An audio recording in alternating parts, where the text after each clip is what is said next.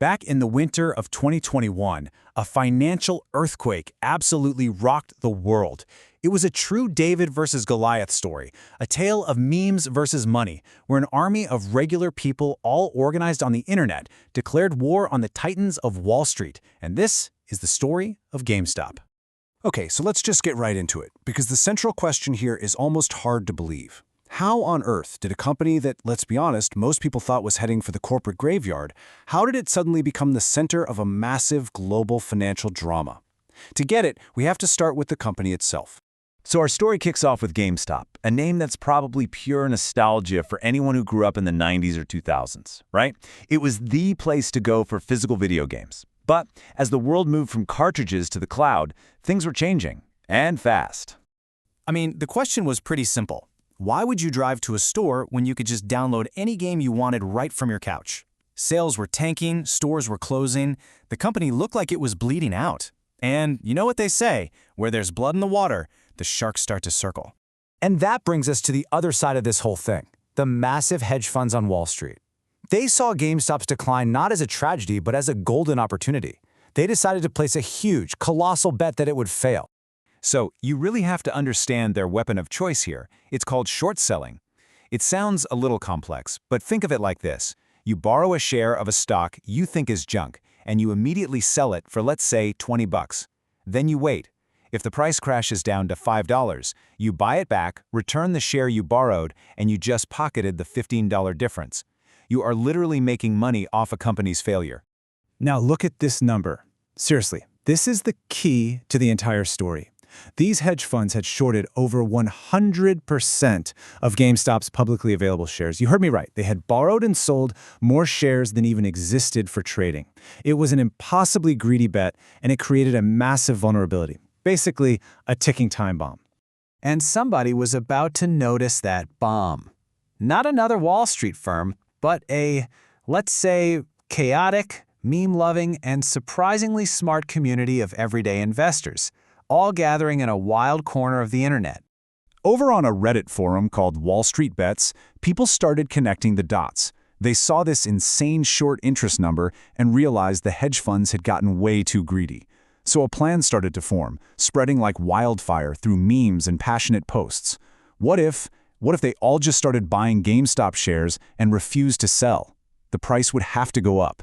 And if it went up high enough, it would back the short sellers into a corner, triggering something called a short squeeze. Now, the whole point of a short squeeze is to inflict maximum pain. It completely flips the script. See, the short sellers have to buy back the shares they borrowed to close their bet. But if the price is skyrocketing instead of falling, their losses are basically infinite. They are forced to buy back shares at any price just to stop the bleeding, which only pushes the price even higher. It's a brutal feedback loop for them, and a rocket ship to the moon for everyone else. And boy, did it ignite fast.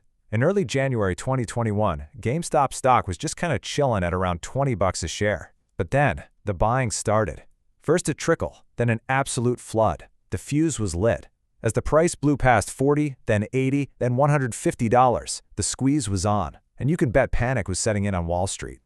And this right here, this was the peak of the madness. On January 28th, the stock hit an unbelievable $483 per share.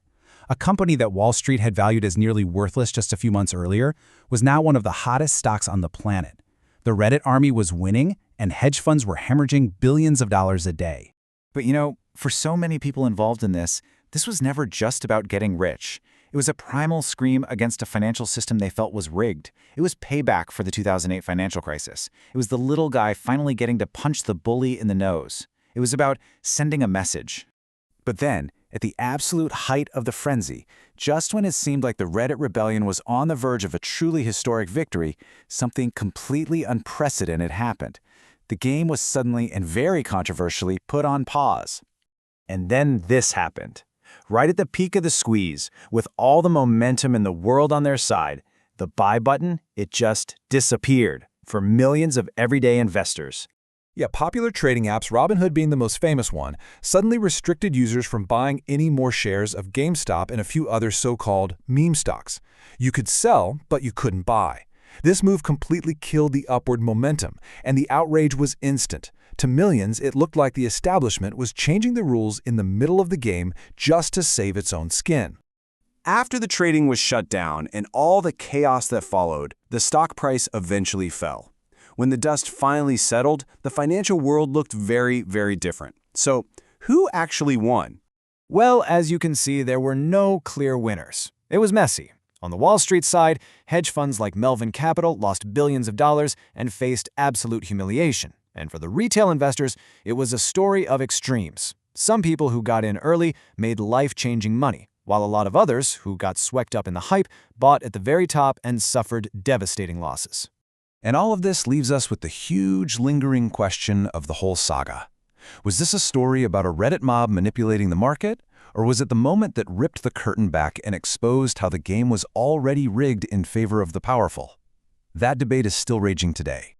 So what should you take away from all this? Well, the GameStop saga wasn't just some weird blip in financial history. It proved, without a doubt, that millions of small, coordinated investors can actually take on the biggest players on Wall Street. It showed that social media is now a force in the markets you simply cannot ignore. And it created a fiery, engaged, and deeply skeptical new generation of investors who will probably forever question if the system is fair. The battle for GameStop may be over, but you get the feeling the war for the future of our markets has only just begun.